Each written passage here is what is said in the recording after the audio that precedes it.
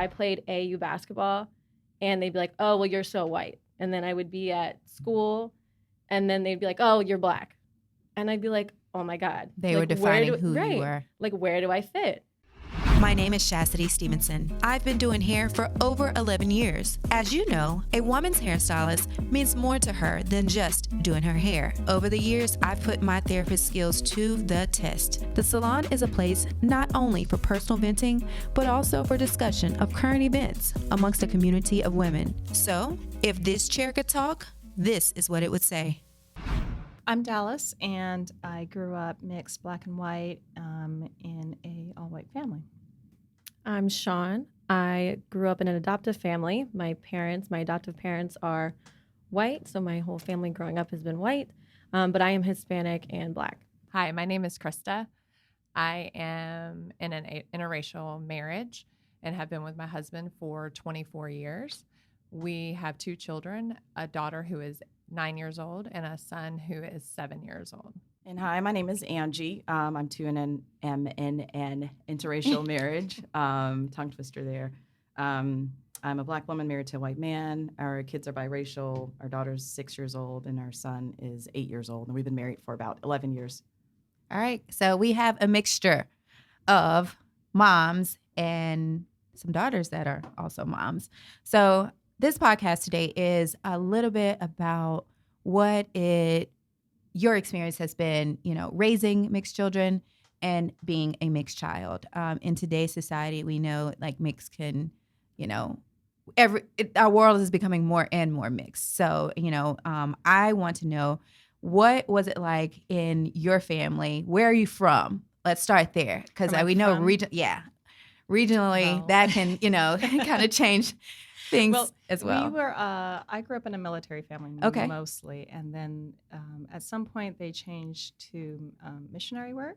Okay. So we grew up a lot of different places. Okay. And my mom had me before she met my stepfather. We became a blended family, and I always knew something was off. So you didn't always know that he wasn't? I didn't always know that he was my dad, because I called him dad along with everyone else. And then I asked, we were sitting, I remember I was 8, we were sitting in the living room talking about, tell us the story about when we were born. And then we got to me, and he was like, well, I wasn't there. And I went, oh, okay. And I just accepted it. And then that's when they told me. Ah, that's cool. Yeah. All right, Sean? I'm from Charlotte. Okay. I was actually born here, raised here. My birth mother gave me up for adoption at 6 weeks old. So I've been with my family since birth, basically. So my family's my family. They always just kind of told me that I was adopted. It was never like a sit-down conversation. Obviously, I'm different color than they are. So that's like the number one obvious thing. But as a child, I didn't really notice that. Mm-hmm. I was always just like, my mom would always tell me, you're God's gift to us. Like, we were unable to have more children, and that's why you're here. I love that. It was nice, yeah.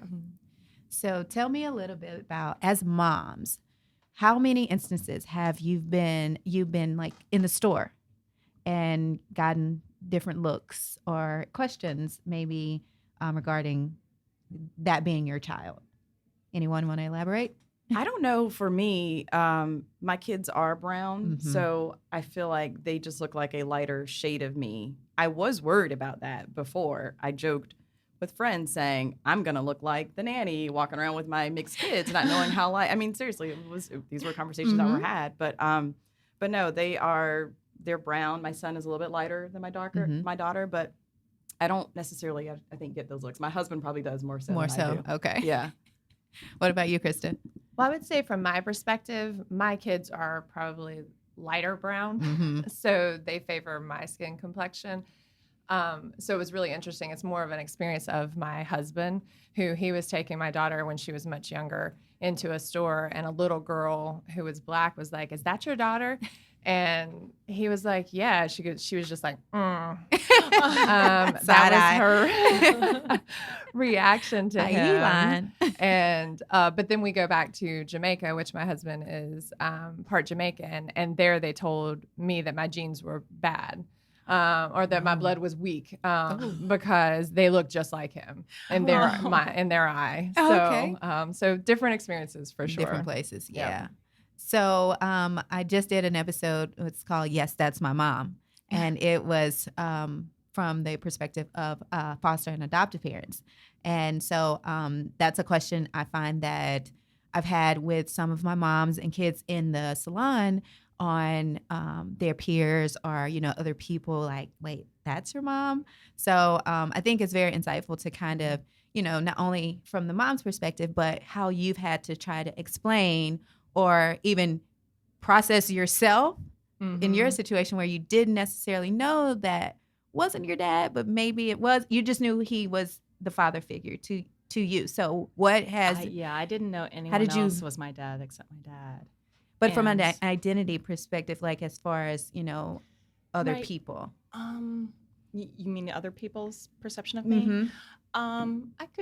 That probably factored into why I felt different. I mean, my half-sister is blonde with straight hair, and my half-brother, who is technically of no blood relation, has straight black hair. So I'm sure that played a part in me not feeling like I fit in 100%, but it was never a flashing neon sign. This is why you feel different. And so I remember when, after they told me, I ran up to my room, I was sort of crying and laughing at the same time because it was, I don't have the same dad, but what a relief. I mean, it all made sense. Yeah. So how has I have a friend that I was having a conversation and I asked her, I was like, what box do you check? And she's mixed. Oh gosh. And the box. And there was another friend that she's black and she was there. And so my friend, she was like, I mean, I check black. So she identifies as black. She doesn't check the other, or she doesn't check multiple boxes. She checks black. Well, the other friend that's black in Louisiana, I don't know if you guys are familiar with Creole descent, she checks other. So I thought that was pretty interesting that she was black, but she identified as other, but my friend that was mixed identified with being black. So I know there's a huge conversation about not being white enough to fit in with the white people, not being black enough to fit in with the black people, and not being, Hispanic enough, or, it's just always about like how to fit in. How have you guys handled that, or what has been an experience that you've kind of helped your children navigate through figuring that all out and how that defines who they are? Who wants to go first? Okay, I'll go. So this is, still to this day, trying to figure it out. Growing up in a white household, I guess like I was immersed in white culture, whatever that is. And I went to Catholic school my whole life. So I was always one of few people at my school with darker skin. So at school, I was always the black girl. At home, I was just me, but I was in a white family. So I kind of saw myself as like, oh, I guess I'm just like white and black because I have this, my family's white, but like people call me black. So I actually used to check like white and black. Okay. As I'm getting older and I was able to beat my birth mother and like all of my biological family recently. So now I'm like, wow, this is where like, this is me. Like I totally get it. So I'm like 100% Hispanic, like I'm Cuban and I'm Ecuadorian. So I'm kind of, I guess, identifying as Afro-Latina because I am darker than a lot of them. I don't know my birth father or any of his side of things, but growing up, it was very hard figuring out. Like I played AU basketball and they'd be like, oh, well, you're so white. And then I would be at school and then they'd be like, oh, you're black. And I'd be like, oh my God. They were defining who you were. Like, where do I fit?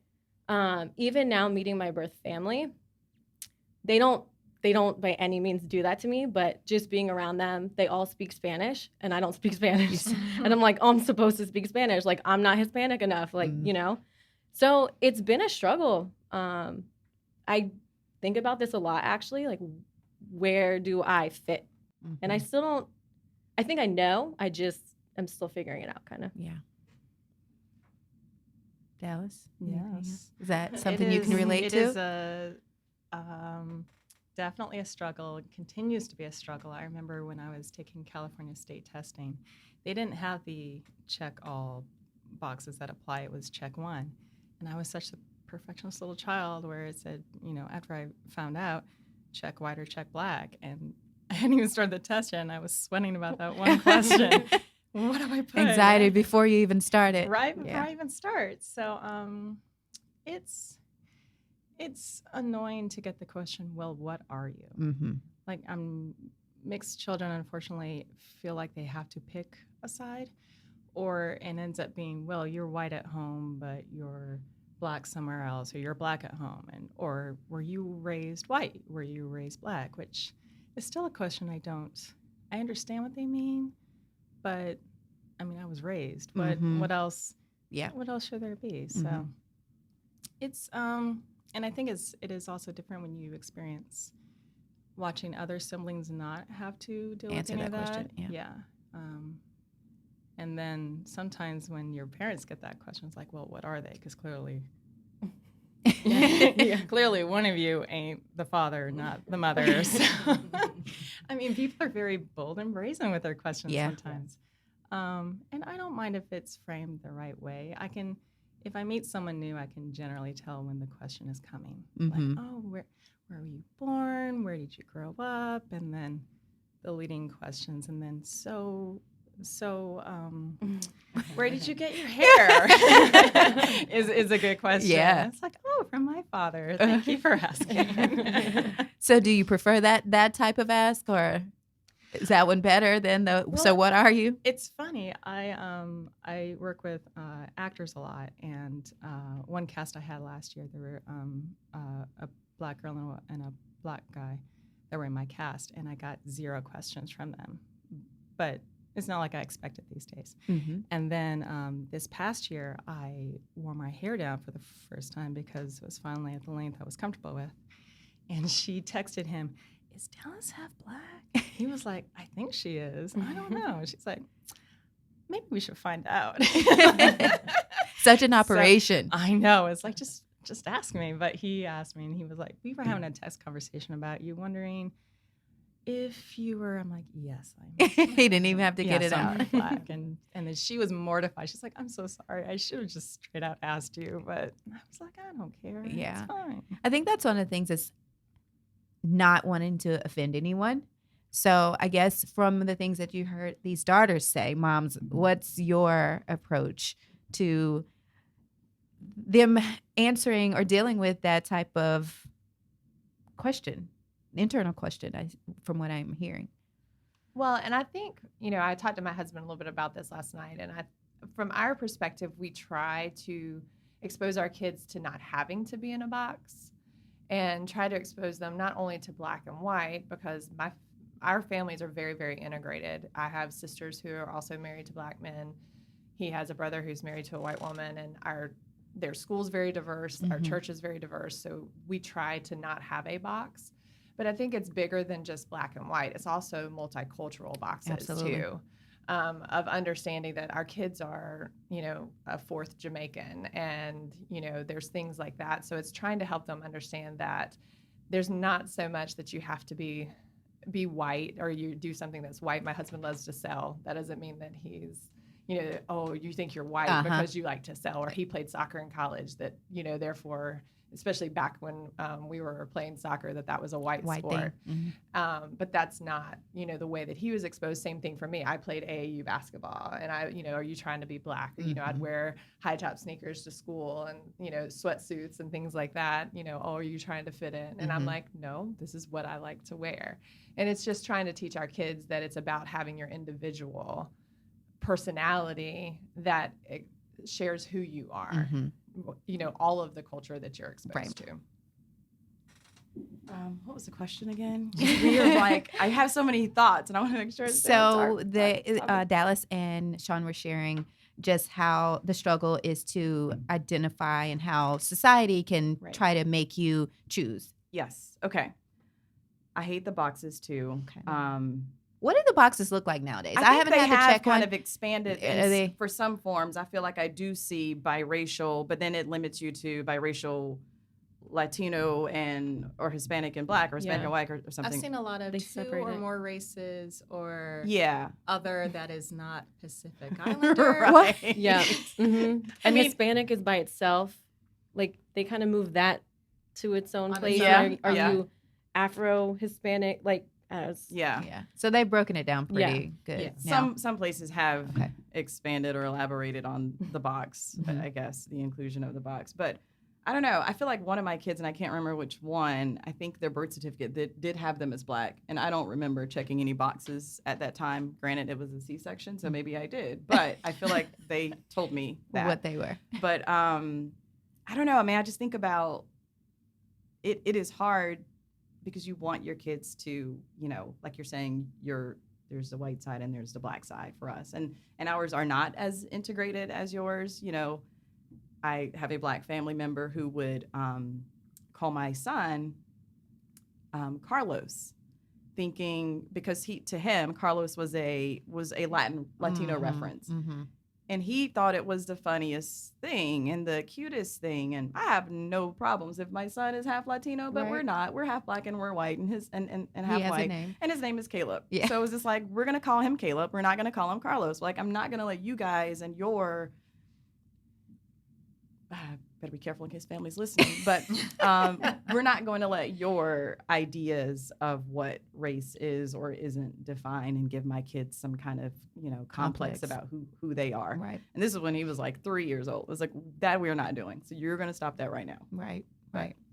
I probably didn't answer your question. No, that was good. Going off That on a was whole other good. tangent. No, that's good. I definitely think that, like I said, self-identity is something that I've heard is a pretty big deal in multi-racial communities, Black and white, whether it's Asian, Hispanic, whatever. It's just a thing that we always want someone to fit in a box, and whatever that, obviously we know with, sex and gender and things like that, it's all of these boxes, and we have all these variations. So of course, race and ethnicity is a whole nother set of boxes. How do you see race as a mixed individual?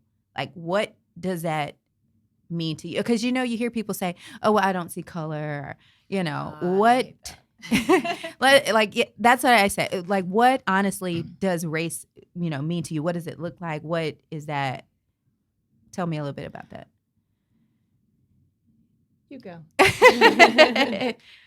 Well, it's funny because my freshman year in college, I took an anthropology class where I learned that race is just a made up human thing, right? That was like my first time really like studying that. And from that time on, like that's what I believe about it. I'm like, when I hear people say race or that question, like, what race are you? I hate it. Because I'm like, it's not even real. This is like a thing that like was made up X amount of time ago just to say these people are these people, these people are these people. Are there different cultures? Absolutely. Race is just a made up thing, and I try not to dwell on it and define myself by it. But it's hard when that's society. Like, that's how I grew up. Like, I just explained, like, oh, she's white. Oh, she's Black. Oh, but I'm really Hispanic. And like, where do I fit? It's kind of upsetting to me that like I've kind of put myself in this.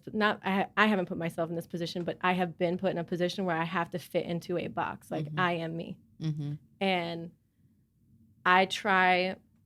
I know I am the daughter in this podcast, but I do have a daughter, and so I try to relate to her. Like, it doesn't really matter what you are. It doesn't matter if you have Black family, white family, Hispanic family. Like, you are who you are. I think it's important that they know the different cultures. And I kind of wish that was kind of a better way that I was brought up. Not that I wasn't brought up that way. My parents were totally like, you are who you are. Like, that's it. But we never really had a conversation about it. And I think that's something that where I needs to kind of happen. I kind of missed the mark when I was younger by not being able to have that conversation. So back to original question, what do I think about race? I don't like defining people by race at all. I went in circles, but it's fine. No, that's a good answer. And going back to your whole studies in anthropology, I remember she asked me, why do people get where do people get their hair from, right? Because she was saying how, you can trace back eye color and, skin tone, eye color, all different things we went through, like different parts of the body and how people were different. The only thing, my teacher was like, the only thing that they haven't figured out is why people have different hair. I don't know where that came from. That's what I learned. Maybe you know more. What? I don't know. You seem like do you have more to say? Have you ever thought about that? Like where, other than like your mom or dad, but like, why do you have straight hair? And, how do you trace that back, from that kind of perspective? Something. It's all, like most of it was very like geological. It was like, okay, people From with regions. lighter skin, lighter eyes, they're probably more, away from the equator. And then hair came up at the end of the class, and he was just kind of like, they haven't explained that one yet. So we're still looking for that answer. So it doesn't seem like we have any other experts on it. No. So I want to know. Let's get into these hair stories, because I sit at work and I hear these all day about how my mom didn't know how to do my hair, or I'm a mom, I don't know how to do her hair. And one thing that I've told people over and over, a lot of moms, no matter if your kid looks like you or has hair like you, unless they are like, have the talent of doing hair, usually don't know how to do hair. So it's not as much of a black, white cultural thing as many people might think that it is. The difference is you may have someone that, you can reach out to. You may have like a relative or, a friend, your hairstylist or something like that. Whereas Krista, for instance, DM'd me. And she, felt comfortable enough to ask me, different questions about her kid's hair. So I want to know from your perspective. I mean, we heard about the one. We heard about the one at work as an adult, but more so like growing up. You said your siblings did not. Up was bad. It was. Oh It was so God. bad. And thank God for the internet. We had no internet, so it was. I would take a shower, and at the end of the shower, my mom was standing there with a fine-tooth comb and a blow dryer with one of those hard plastic teeth attachments on the end of it, and just like raking it through my hair. Yikes. She hated it. I hated it. And by the time I was about 10, she said, "You know what? I'm done. You have to figure it out at 10 years old." And I'm standing there like, well, I don't know what to do. You're the adult. Was your mom white? Yes. Okay. She got enough to her wit's end where she did take me to a black salon with me and said, "I don't know what to do with her hair. Tell me what to do." How was that? Well, they That looked could at go my a few mom. different ways. Right? They looked at my mom, and then they looked at my hair, and they said, "You know what? You should just relax it." And then she sort of delved into, well, what's the maintenance with that? How much is it? And thank God we didn't have that kind of money because, that was your saving grace. Thank the Lord. But I found out recently that I remember these times where my dad would take me to the salon, and I called my mom and said, "What was up with that?" She said, "Oh, I would leave town for whatever, and every time I would leave town, your dad would make a appointment to the salon to sort of quote unquote fix your hair. Like he had these ideas."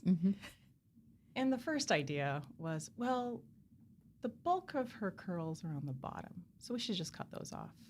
And then we'll go ahead and give her like acceptable white curly hair, which at the time in the 80s was a perm. So they permed my hair after cutting it, and it was this perfectly spherical little halo of hair that no one liked. I hated. There are no pictures from this time for good reason. And then the second time it happened, I was a little bit older, but I was a very obedient daughter. And he said, "Okay, I got it this time. So we're going to go and get her hair layered. Cut the bulk out. She'll still have her curly hair. That'll be fine." It was awful. And bangs. Ooh. Yeah. Also no pictures from that time. So after that, I was When did you like, start taking pictures, Dallas? I was 20. My wedding, I was 30. No. My wedding, yeah. I did my own hair. I didn't even bother asking around for anyone to do my hair for my wedding. I was just like, I'm just gonna do it myself, and it was fine. But I think I was maybe 27 where I thought I finally have the hang of it. Curly Girl Method had come out a couple years earlier. I heard about it. I followed some of it. But that's when you felt confident in your curls. I wouldn't even say confident. I would Brave. say I prefer my hair curly as opposed to I'm going to go get it straightened or chemically straightened, which was awful. I did that twice and I hated it. And then after 3 days, I realized I was really bored with straight hair. So I might as well just keep it curly. Yeah. Yeah. There's something to be said about, being able to wear your hair, how it grows out of your head. I think a lot of people, I'll say, mostly get to do that. It's those of us with natural curly hair that struggle with, the low maintenance part, which it is not just wash and go. Nope. They need a new name for that. So if anyone listening has a suggestion for a new name, because it's not just a 2-step process, it's not as easy as it sounds. And that's really a lot of the misconception when people decide to wear their curls, like, oh, I just want to be able to do a wash and go. And I'm like, okay, let me break this down. But I mean, every time, I'm shampooing my hair, someone like it's something freeing about being able to do that. And just the versatility, I guess could be a blessing and a curse, but it's the option, whereas a lot of people that just have straight hair, they don't really get that, it's, a one-trick pony, as some people would say. So kudos to you for, no matter how long it took you to get there. Now, I did have a shaved head for about a year. Oh my God. to correct a bad hairstyle. Oh, wow. So I can't. No, it has not all been beautiful. So I had a great shaved head. Not gonna lie. I had a great shaved head. But it did take 2 years. But look at no, you I did now. not. Your hair is beautiful. It's getting there. Thank you. You're welcome. What would you guys say has been some of your biggest struggles learning your kids' hair and how to help them love it and, feel comfortable in it and addressing any, a lot of times kids have questions about, their friends' hair. So have you had any experiences that stick out? So my hair is curly, but I didn't always wear my hair curly up until about 3 years ago, even though I'd stopped getting a relaxer maybe, I don't know, several years before that. But so my daughter's hair, which you've seen before, is super long, but not nearly as curly. It's almost more straight and some curls around the edges. And I had a day, there was a day when she actually told me, Mommy, I wish my hair was curly like yours. And I was just like, like to hear that, because I didn't even know what my curl texture really was until I finally embraced what was under there and stopped straightening it.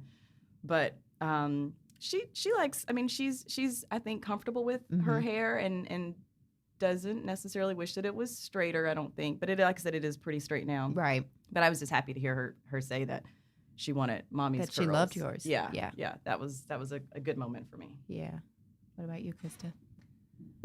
I would say for me, Taylor's is pretty curly, and it's changed. She's 9, and it's changed textures over the years. So trying to figure out, because it was super tight curls when she was smaller, so having to manage that when it was shorter, and how to do ponytails and all of those things. But I have sisters that, fortunately, I was the oldest of 4, so I've had to do hair in some way, shape, or form, not the same texture as my daughters, but I had some concept of how to do things. I still can't braid and do like French braids, so that's still the goal. Because even this weekend, she's like, Mommy, I wish you could braid. But she loves her curls. I mean, she wants her hair down. She's had it straightened all of maybe 3 times in her life. And I mean, she likes to flip it around when it's straight, but it only stays 2 days. And then she's like, I'm over it, So she loves her curls. She embraces her hair 100%. She started braiding it this year.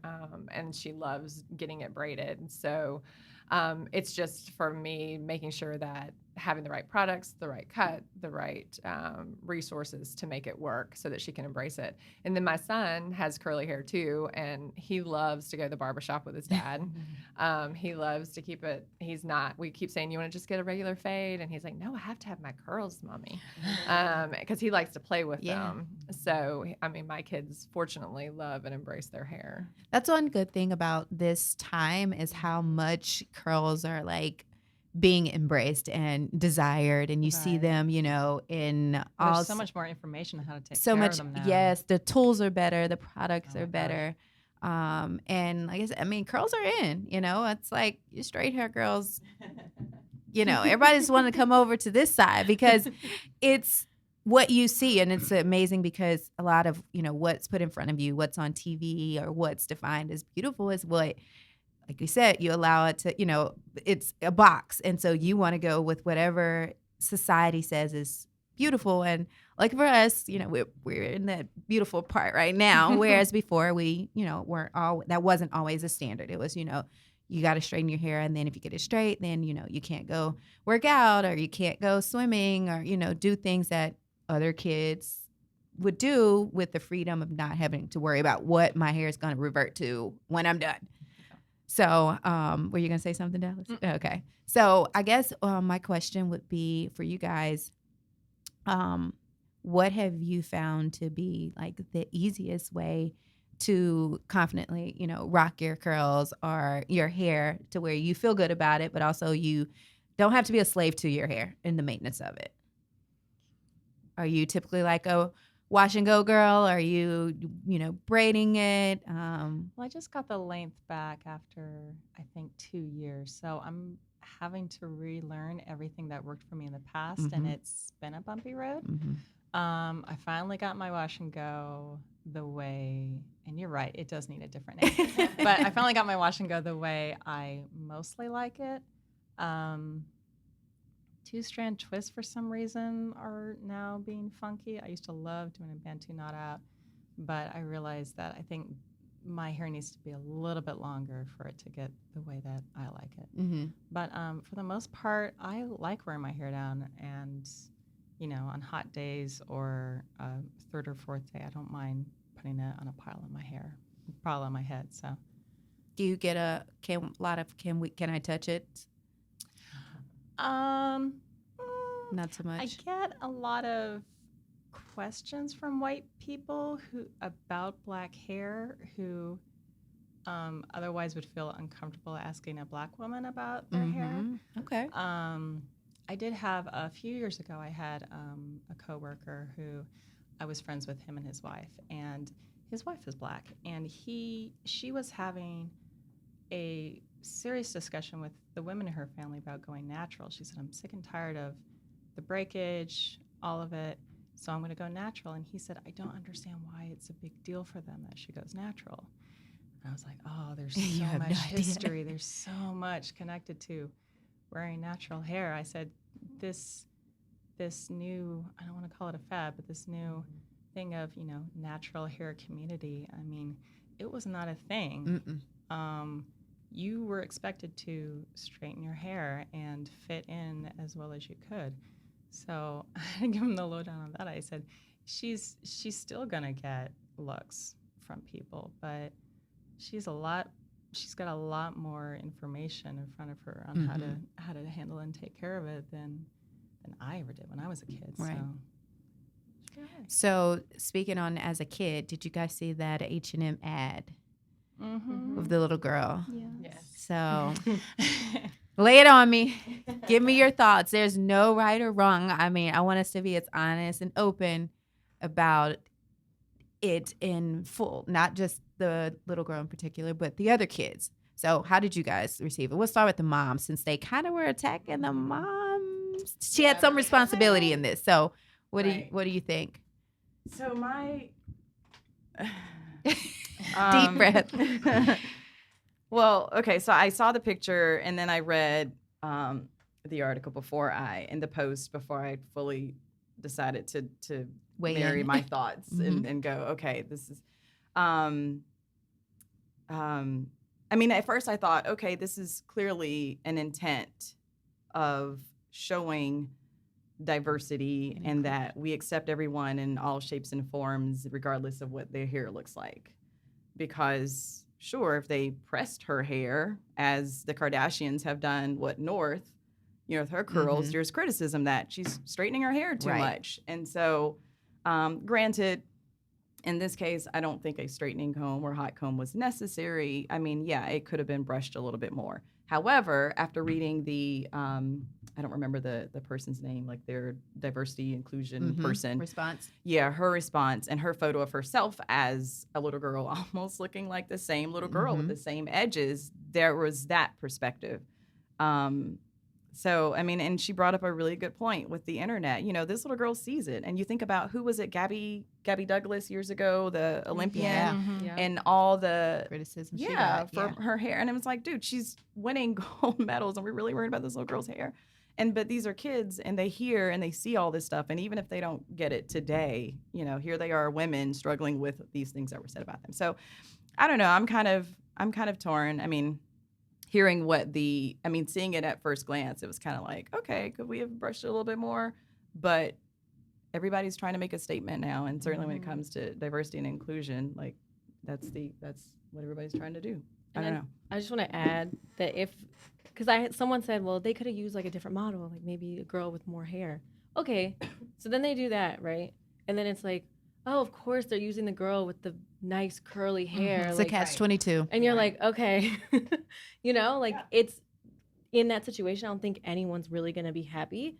And I think the woman in charge had to make a decision, and she made a decision. Yeah. Well, and the piece that I thought was interesting, or the comment, was they come from school. And this is what they look like. I mean, my daughter comes home from school. I may have made the best ponytail or the best hairstyle that morning, and took my time. And she comes home and it does not look like I did anything. And, because that's the way the school day goes. And she may have dance, she may have gym, whatever it is. And so the piece of it that, looking at it from that lens was like, well, she looks like a real little girl that my daughter can relate to because her hair's not perfectly in place for any little girl. Right. By the end of the day, their hair's not going to be the way they left the house necessarily. And I thought that piece of it was like, okay, well, that makes a lot more sense. So it's also the context sometimes. And I didn't get a chance to look at what the other models looked like per se. Right. So I'm not sure like how their hair looked, or because, even having straight hair, if you've been at school all day, it may be frizzed up and it may look all kinds of different ways than you left your house that day too. So that was kind of my perspective of it, as I was going through it. Did they brush the other model's hair? I don't know. I didn't see the ones either. They weren't okay. They were not brushed. However,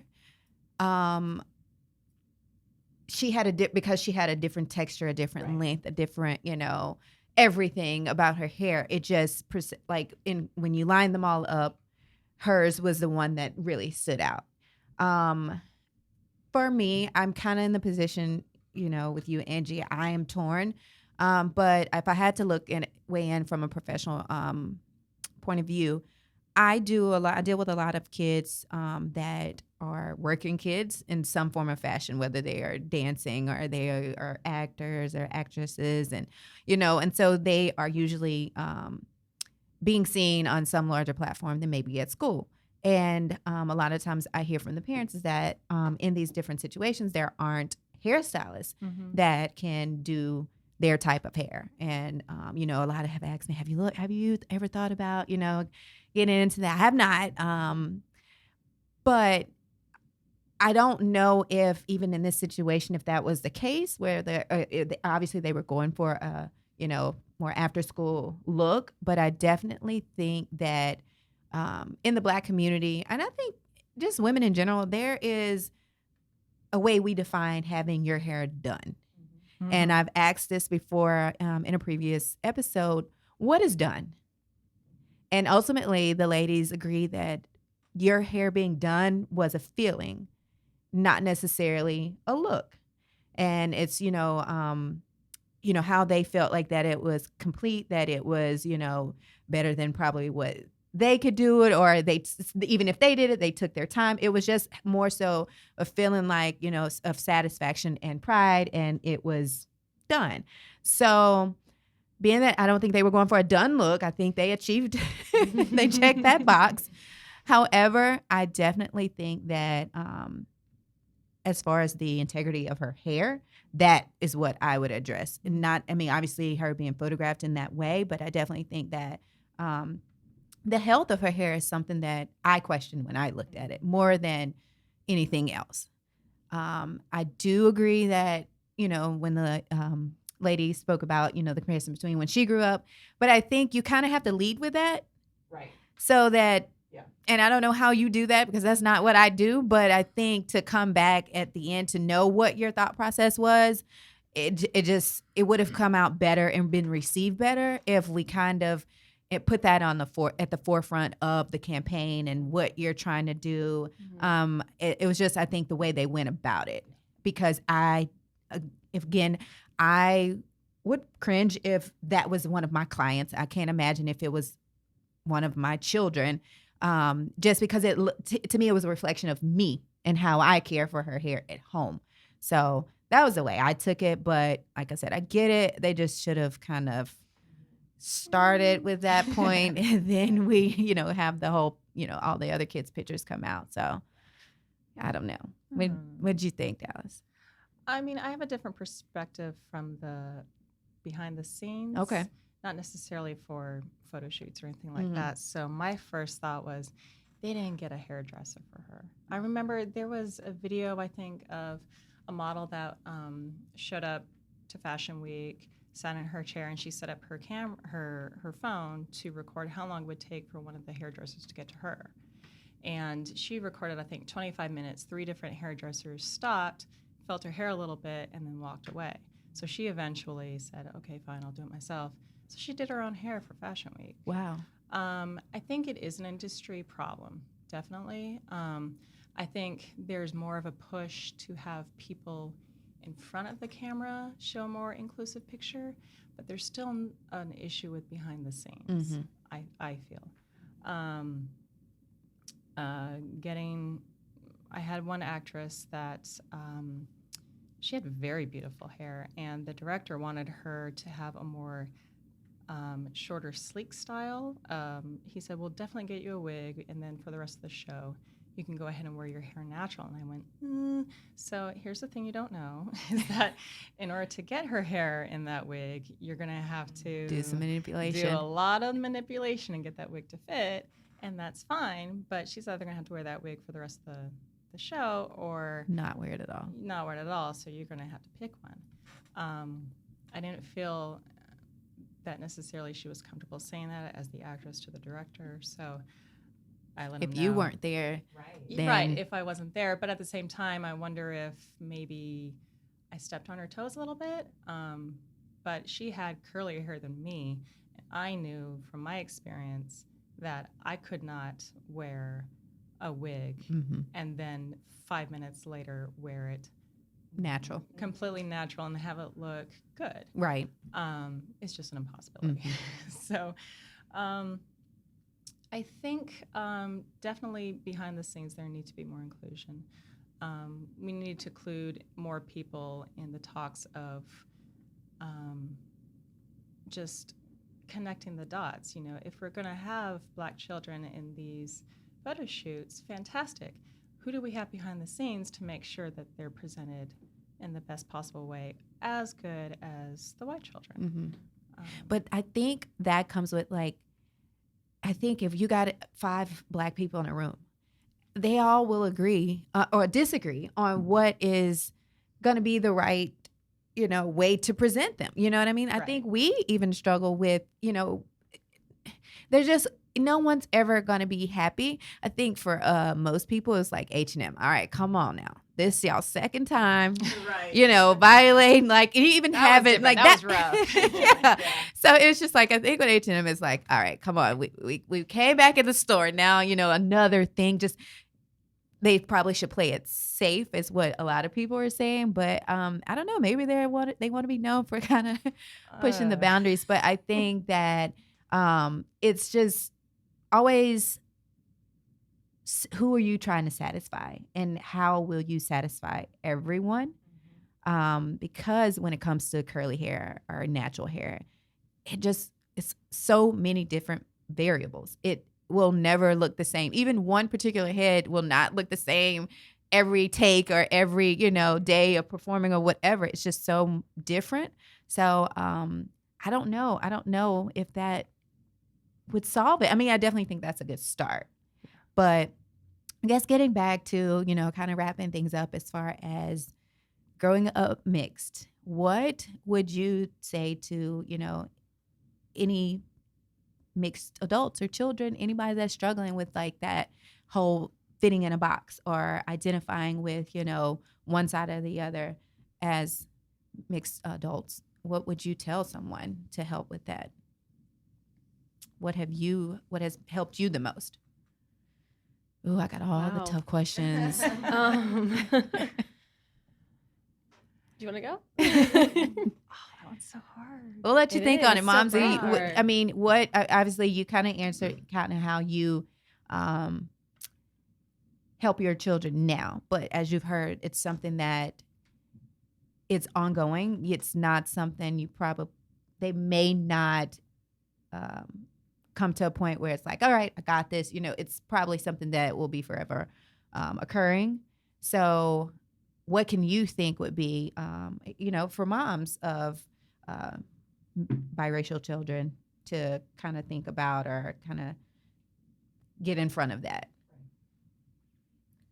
Well, I think for me, and the number one thing is we're very spiritual. So I think having your faith of, finding your value there and your self-worth there in your relationship with God. And then that helps you in turn be able to love yourself. And that's what my husband and I try to live. That's what we try to teach the kids about. There's going to be outside influences, and we recognize that, and our kids are obviously still young. So we don't have all of the trials and tribulations of preteen and teen age years as of yet, and things that they'll face. But I think it's really helping them understand that loving yourself allows you then to love others. And so having that opportunity to then know that you can form relationships regardless of someone's skin color, someone's culture, that you can just have that relationship and to continue to just instill that in them and through the way that we live our lives, which is really important as well, because we try to show them that in our day-to-day lives with the environments that we create in our home, we create in our communities, and the way that we, show ourselves through work and things like that. So just continue to do that the best we can. Yeah, I like that. I love that, actually. Yeah, that was great. I don't know if I need to say anything. I was about to say, how are you going to follow that up, Angie? Well, when Sean a few minutes ago said what she kind of wishes what her parents would have said to her as she's trying to emulate and push in her daughter about, being who you are, accepting who you are, I thought I wanted to ask, what age should I tell that to my kids? I mean, those are things we talk about now, but, they're at 6 and 8. My 8-year-old could probably hear it and receive it a little bit differently. But you just don't know how much of it is. Sometimes they're like, okay, Mom, whatever. But that struck a chord with me. So we will have a conversation tonight to make sure that we are hitting on those things. And I think these are things that I'm doing already with making sure that, they do love who they are, regardless of the color of their skin, texture of their hair, and everything else. And that mommy and daddy and our, their family loves them. And that's what's the most important. So I don't know. I mean, just trying to expose them to as much as we can in life, as a kid, so that they'll be a good human being, not necessarily the good black kid or the good white kid. I just want good little human beings to grow up to be good people. I'm going to add just one little piece, though, because this just happened this weekend. We watched Remember the Titans, my husband's favorite movie ever. Yes. But I think it is the other side of that is teaching them that as biracial children, they are going to be viewed differently. They aren't white, and that there are going to be times that racism is real. And so watching a movie like that, which was, back in the 60s, is still very different, but, there are still commonalities that kids face today. So there's a situation that, happens in the movie. And then I told my son, I was like, well, he wasn't scared to talk to white people. He was scared to talk to a cop, and explaining what that means. I said, and that can still happen today. And those are the real conversations you still have to have, that even though we want to create these, kids that don't have this viewpoint of being one race or the other, that there are very real realities out there that they have to be prepared for. Yeah. So I think that's the other side of it too. And that, I correct me if I'm wrong, is that no matter, what their skin complexion is, how light or how dark, most people are still going to say that they're Black. Absolutely. And 100%. I think that, like you said, in coming in contact, maybe being pulled over, like, yeah, you may be, of mixed race, but some cops or some, law enforcement or, anybody that has, racist intent, will put you in that box, and you need to know how to act accordingly, because there's no explanation that is, can stop them from perceiving you how they've already decided they will. So I'm going to kind of lead you into maybe an answer. I know we kind of spoke a little bit about how your daughter's grandparents and how they wear their hair. Yes. Is that something you would mind sharing? Yeah, that's fine. And how that kind of plays a role. So I had Nadia at a very young age. So my boyfriend's parents have taken care of Nadia a certain amount of time in her life. So 2 years I was finishing school, and then since then we've just done a really good job of just like letting her go over there. So they spend a lot of time together, basically, is what I'm trying to say. So I got a text message one day over the summer just before school started and says, hey, I asked Nadia if she wanted to get her hair done for school. Can she do that? And I was like, why? I mean, and by done you mean like a blowout, straighten. Yeah. And I was like, I don't care. I mean, there's really no reason, but if you want to pay for it, go ahead. So she got her hair straightened. The woman, it was not Shassity, cut it quite a bit, which it needed, but it should have been done by the right person. And probably for 2 weeks, Nadia's grandma was like, it's too short. I don't like it. Once I did wash it and then the curls kind of brought it up again, like even more, we always have this conversation about, well, she needs to get her hair done for Christmas, and she needs to get her hair done for picture day. And she by needs done, to they get her mean hair straight? Yeah. By done. Yes. Yep, that's how I say. Yes. So I'm not great with hair, but I can do it, and I can make it look nice. So I was like, well, I can do it.